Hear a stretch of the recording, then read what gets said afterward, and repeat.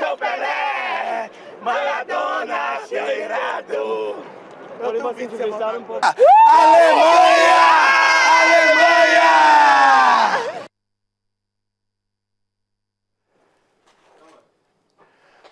Good afternoon and welcome to Channel Sport on Sunday. This journey started June 12th to July 13th.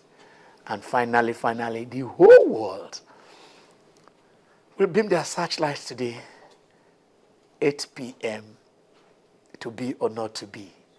Is it going to be the German side? Or will, I'm a little bit emphatic here, will Lionel Messi join the greats, or by virtue of that, become the greatest footballer of all time? They call it, it is funny because this acronym thing, how can you be talking about greatness and you said the man is a goat? GOAT, that's God, that is the greatest of all time, the best that you can have. So today we are there in Brazil, hearts broken, dreams shattered, a nation in a dream, in a trauma, because they didn't expect this. It is the second time the Brazilians are hosting the world. In 1950, they did that, and in their final match, they needed just a draw to be crowned the world champion for the very first time. And the Uruguayans came to spoil the party.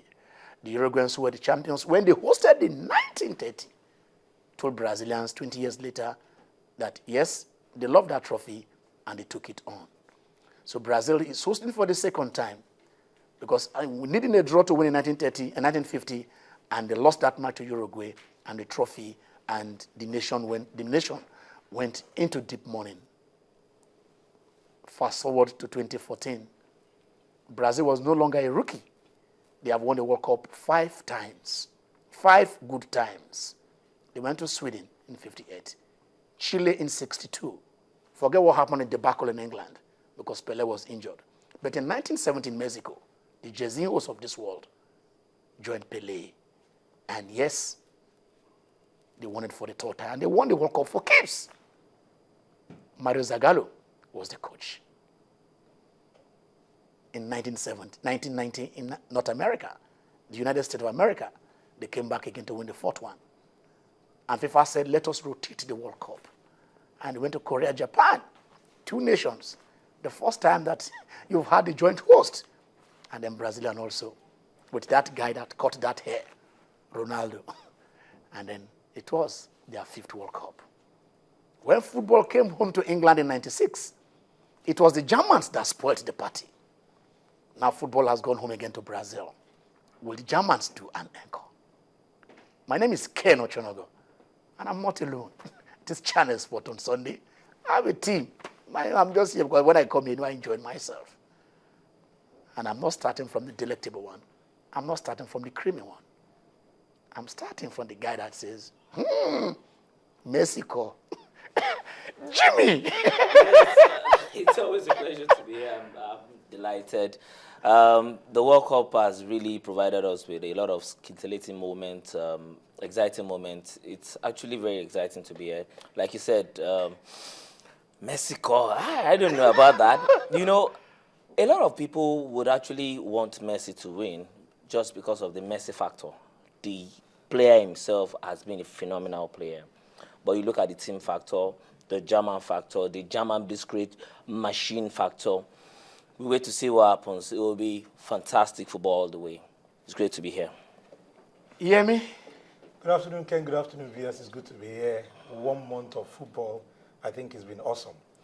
For me, thank God I'm not a Brazilian. The high point of this World Cup was that scoreline nobody saw coming.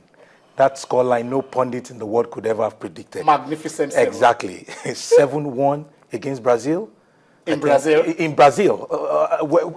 Against Brazil in Brazil. In Brazil. It is well. I think for me, that was the high point of this World Cup. When Spain crashed out, when the Netherlands defeated Spain 5-1, everybody felt defending champion. How would they just implode that way? Nobody saw this coming, not knowing that Brazil were really, really going to be eliminated. A greater implosion. And all of the social media was awash with lots of interesting pictures. Sad for a country like Brazil. Again, they lost the third place match yesterday. But I think it's not over for them as a nation. It's time to rebuild again. Okay, we are 4 here. So she's in my right hand side. So I mean, what else do you want me to see? The creamy one. Thank you for having me. Well, it's been a really fantastic World Cup, the greatest of all time ever. The kind of World Cup that you really want to witness, but not what the Brazilians actually, hope for. But so far so good.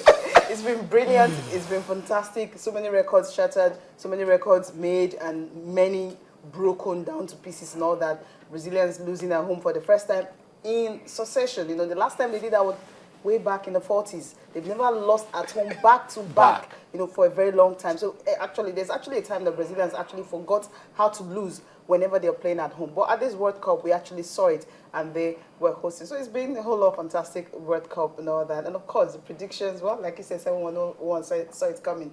And when you actually introduced your program, you talked about they changed their jersey, when 1950. 10 years, yeah. What should they do this time around, Because when you have a 5-star here, and you're beating 7-1. They've actually changed the flag. They launched it yesterday. They changed the flag for the national team. Can we have a 7 in front? Anyway, what I really want to ask is this: there is this visual of a Scolari pulling the mask of Moyes. I mean, I don't know. And the question will be: did they both feature in Face Off? I don't like this. I don't like these guys. I think I get it. There's actually also this joke on Twitter, because that night, record we actually broken on social media. The number of over 35 million tweets. Exactly. That we're coming up now. But Twitter didn't break that. No. The database was ready for that. Mourinho, the special one, Moyes, the choosing one, of course, Scolari, the 7-1. I like it. Let's go. Gentlemen and lady, let's come home. Let's look at what the papers are saying. You look at the World Cup, and Nigeria will always be Nigeria. We'll go to Moscow, and we came back with the sex scandal. We went to 1998 World Cup, and then I tell you, it was a question where we were saying the players were telling the coach, "You can't teach me what to do."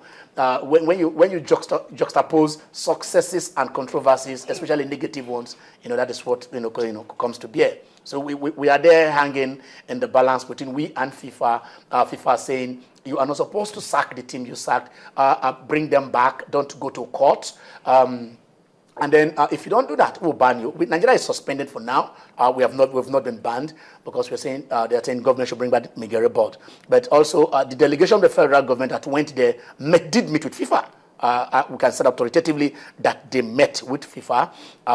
They are progressing. The outcome we don't know now because they have to announce it before we know that. But they met with FIFA. Yesterday and the day before, and some progress was made. But then the heights, I don't know, sometimes it's between 15th and 13th. Today is the 13th. I don't know. Whether it's the heights of June, of the heights of July. I don't know. So I don't know which it is. But then we have up till on the 18th to either do it right, get it right or not. And let's hope there will be a mark of reasonableness with all that. But let's see what our papers are saying so that we can just move ahead with what is trending.